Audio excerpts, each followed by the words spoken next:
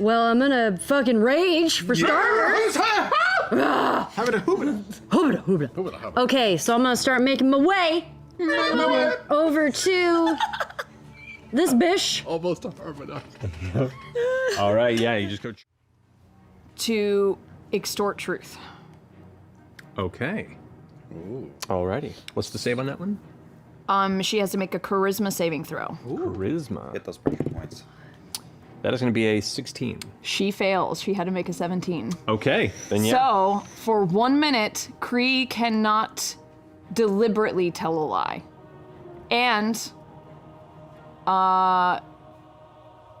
sorry. All charisma checks made against her are made with advantage for up to 10 minutes. She just doesn't have to tell the truth, but she can't lie. We'll ask her questions in between popping her in the face. Yup. If they come up, I guess. I don't know. There you What's go. your ATM pin? Okay, that's my... What's your mother's maiden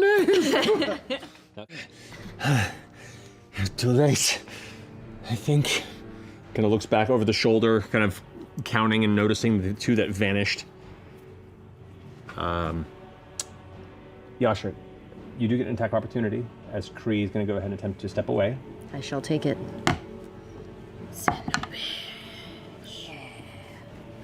That would be 26 to hit. That hits. Go ahead and roll damage. Come here. Get over here! Okay. I know it's the teeniest. It's so tiny. Okay.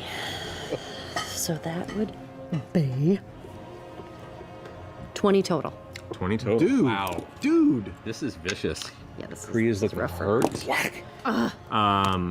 Kree, after gets hit by you, gets knocked to one knee and sees that running is not an option. Looks up between Beauregard and you. Takes the red cloak and wraps it around herself to go ahead. Stay. Counterspell. Okay. Since it is a 4th level spell, go ahead and roll to see if you counterspell it. So roll a d20 and add your charisma modifier of 5. Okay. You need to roll a 9 or higher. Casting it at 9 or higher. I'm casting Hang it on, at- wait. at You 5th said level. I'm casting it at charisma? 5th level. Yeah, but it's not a charisma save. Oh, yeah, you're casting it at 5th level? No, then it's gone. That's right. You don't have to roll. It's just automatically cast high. That's right. It's done. Yeah. Well then, Done. It don't matter. done. With that, the cloak wraps around and Kree exhales as you see this flash of arcane energy come off of this cape and then dissipate like mist. Behind you see Ford, arm out, having the arcane tethers kind of unraveling it as they return to you and then drift away. Well, we want you to stay. Oh boy. Kree is facing away from you now. Kree's just facing the other room. Doesn't even look back at any of you. The only one who can kind of see her face right now is Beauregard. And Kree's just kind of looking forward. Hollow and furious. Is going to spend the rest of her turn going... and just breathe heavily.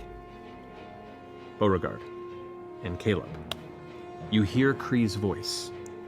Not speaking to you, but you pick up on it like a wayward radio signal. It says, "Oh my God, help me, please." That's all you hear. Go, Santa! No. Caleb just says, we need to pick up the pace right now. All right, finishing. That's great. Hold on.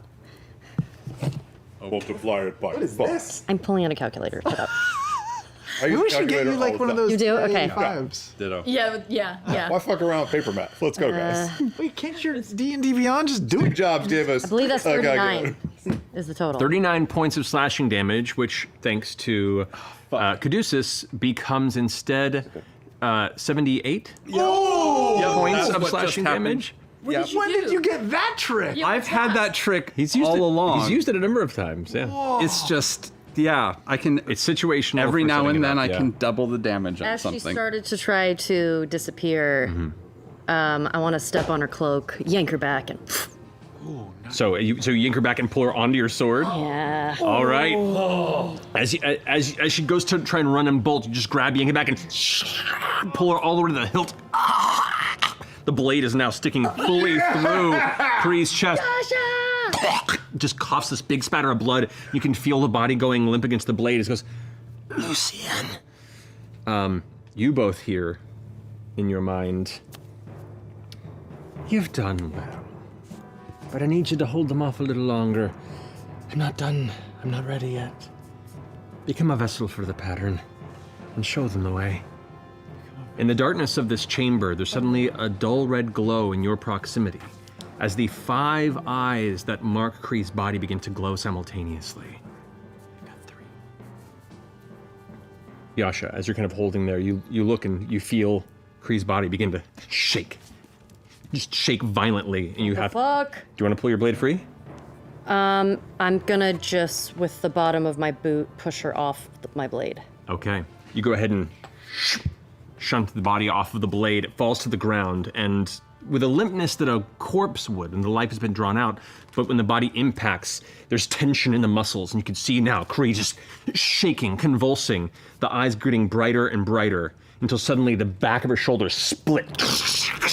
Bone and flesh begins to spit out and grow. This horrible, mangled version of what once was Kree is now this ever-swelling monstrosity of flesh, teeth, and eyes. What? You watch as parts of the ground begin to expand and seem to almost be feeding to the body as it gets larger and larger. Not part of the plan, not part of the plan, not part of the plan. Oh no. It's so tiny! Excuse you! Still hexed. Okay! And it can't tell a lie.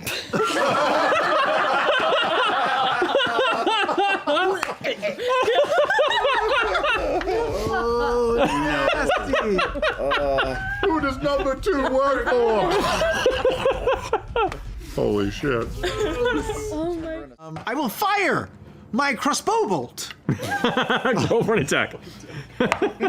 18 plus 11 probably hits. That definitely hits. Go ahead and roll damage.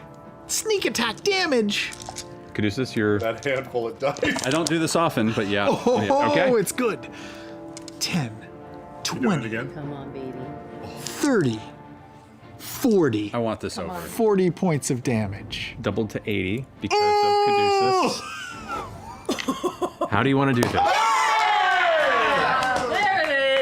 Oh, man. Yeah, I wanted this. There's so many different body parts I can aim for. You know what I'm gonna do? I'm aiming, I can't figure out what's a good part. I wanna get to the undercarriage, so I'm gonna try to like skip it. Like skip the bolt off the flesh puddle and up. Bounce it off the waterbed. Ow! You know how reflective flesh Sure. is with bolts. I lick it first for a little spin. Yeah, that does it, right? In movies? I don't know. Yeah, totally. Okay. Watch some of those. Okay. I'm trying to logic this in my brain. I like to bend physics. I understand. So here's what happens. As you go to fire, the creature begins to almost begin to burrow its way into the flesh underground, like it's trying to escape or find more feasible defensive position. And as it begins to burrow in, as you skip downward, you watch as one of the arms pulls up and exposes the Kree head that's still kind of like screaming inside in the middle of the twisting skin, and it hits right in the center of the head, at which point the body just immediately liquefies onto the ground. Liquid flesh. What are you guys doing? 18? Claw strength. 18 isn't enough. Isn't It's not enough? helping. That's okay. Second thing I'm gonna do is smash a bag of gold dust across it, and before it goes all the way in, cast immovable object on the gem. What? As all the tendrils tighten and pull, the threshold crest becomes a fixed point in space and time.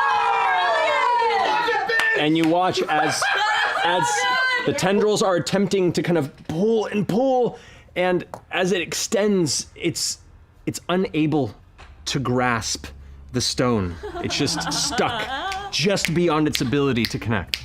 Good job. Say, ha ha, go to hell, dream people, and I will use my movement to turn and curl like a small baby monkey into the grip of Mama Monkey.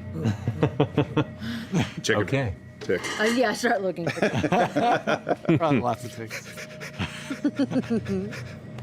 How long does that last? Pulling off his ear. 1 hour. 1 hour. You've got it. And it's got a password to be moved. You've got it. Oh, wow. What a fucking spell, man. What a good idea. Holy shit. Tell you when you get here. So, I hope we all don't turn into dust, is all I'm saying. Considering the options currently available, that actually seems like a relatively light way to go. I thought you were a clay. I don't know how to put this, but we are currently on what is possibly the universe's largest cadaver. This is what I was born to do, is put this thing fucking down. Let's end this shit. Thank you. Wow, I said a lot of words. I'm creating a curse. Sprinkle. We are the Nonagon. TWK, incoming. Total world killed. Now, what's your highest currently available spell slot? High, oh, no, not that high. 5th. 5th. Okay. It's going to take a roll from you and Essek, and you get to add 5 to that roll because that is the spell level spent on it.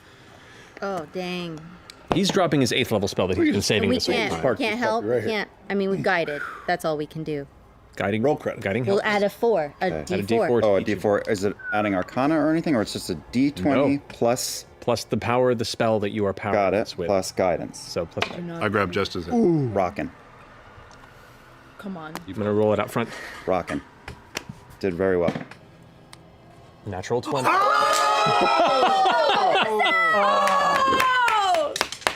Plus 2. Plus 8. So that's a 30 from Essek. Oh my Dirty god. 24. Dirty 24. Oh, we're not gonna die. No. Combined 40 was my threshold on that. Oh my god. Combined 40. 40? Wow. 220 Whoa. Holy shit. What would have happened if that? That's in this post-campaign Oh conversation. my. But for now, You don't know. there's that brief moment where you see Essek, sweat beginning to form on his forehead as he's concentrating, and as you're kind of focusing your spell energy towards this crystal, you see it begin to glow brighter and brighter and brighter. Not unlike the way that the threshold crest was taking on that filament-like brightness, but this itself has a deep, deep purplish hue. And you see it begin to flicker, not unlike the symbol that you were seeing, which makes you extremely uncomfortable. In a moment, you feel this urge to just rush in and stop it. But as you do, Essek twitches his arms around it and then draws his fingers in 2 different directions, and you see this kind of small tear in reality, a break in reality, if you will. And with that, you can see in a brief moment in this sliver, hundreds of realities just brushing by at an endless speed. He begins to take and fold that tear around, almost like if the tear in space-time became a thread, and wrap it around this stone. And as soon as it begins to close on it, it shatters, and we're going to go to break. Last we left off, as the spark surrounding this small stone causes reality to briefly crack, and with a whoosh of energy, for a brief moment, there is nothing. Absence. Darkness. Like everything just stops to an immediate stillness. Then there's this rush of wind. Directionless, but a force, a pulling. And then your lungs hurt. And you exhale. And as you do, your vision comes back from darkness. It's like you've been holding your breath forever. And you all begin to kind of cough a little bit, just instinctually from the period that you were undetermined time. And as you breathe in after the cough, your first, full breath, you feel refreshed. And you kind of look around, and you feel like you had the best night's sleep of your life. Say it. Say it. Yeah, you get a long rest. I need this technology in my real life. Lucian is standing outside, isn't he? I'm just kidding. Oh, he's right behind me, isn't he? Oh my god. Take long rest. Choose that spells. Look at Doing this. some spell management here. Oh my god. Stop him. And Lucien goes, enough of that! You all know very well what this is. I'm glad we've all synchronized our schedules through all this chaos. It's perfect. These people, the city, tragic in its fall, yes, but glorious in its discoveries. Some of it studied, prepared enough to harness their terrible fate. And in doing so, and he snaps his fingers and you watch as the flesh around him forms a chair behind him. A throne, if you will. And he leans into it.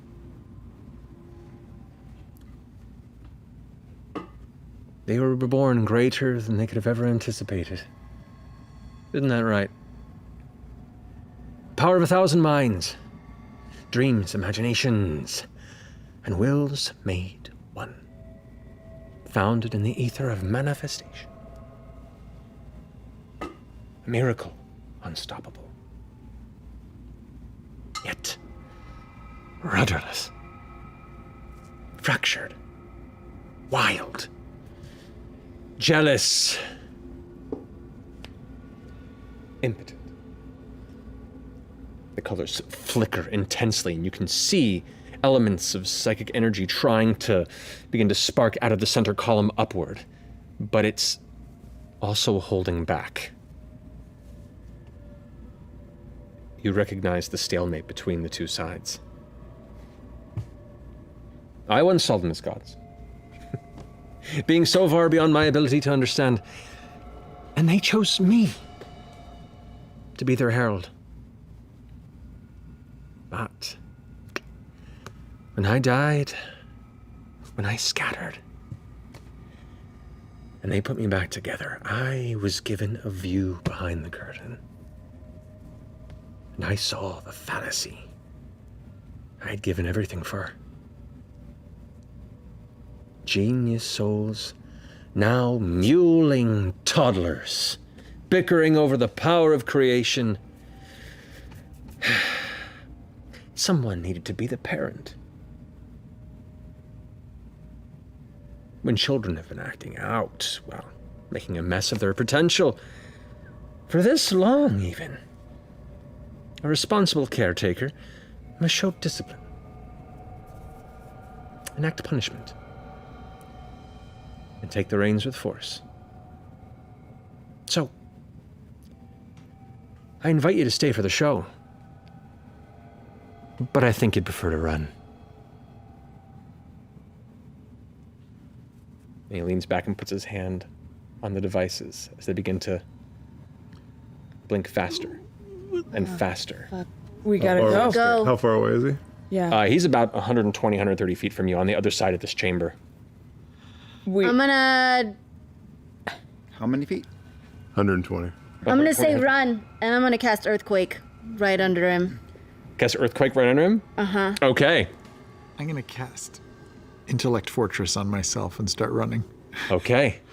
So Jester and Veth start running back through the tunnel you guys came from. I'm gonna haul ass. I'm gonna- There's nothing I can I'm do. gonna run that way and say, everyone with me, and I'm gonna cast, fuck it. I'm casting, where did it go? Why won't you, hold on, it's doing that thing where it, anti-magic field.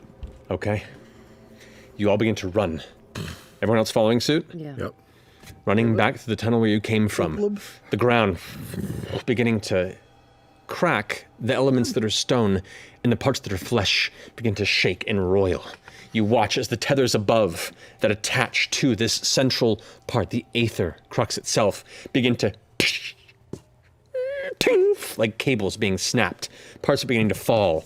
Elements of the ceiling begin to crash down like it's trying to physically attack with the full flesh of Cognosa itself upon Lucien, who begins laughing. And laughing. Just...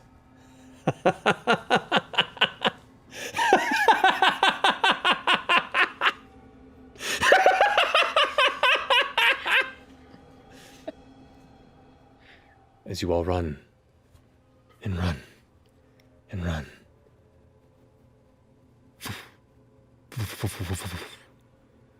As series of flashes behind you. And you feel, especially you who's connected to this city, you feel the flex and the scream and the tensing of the entirety of Cognosa at once.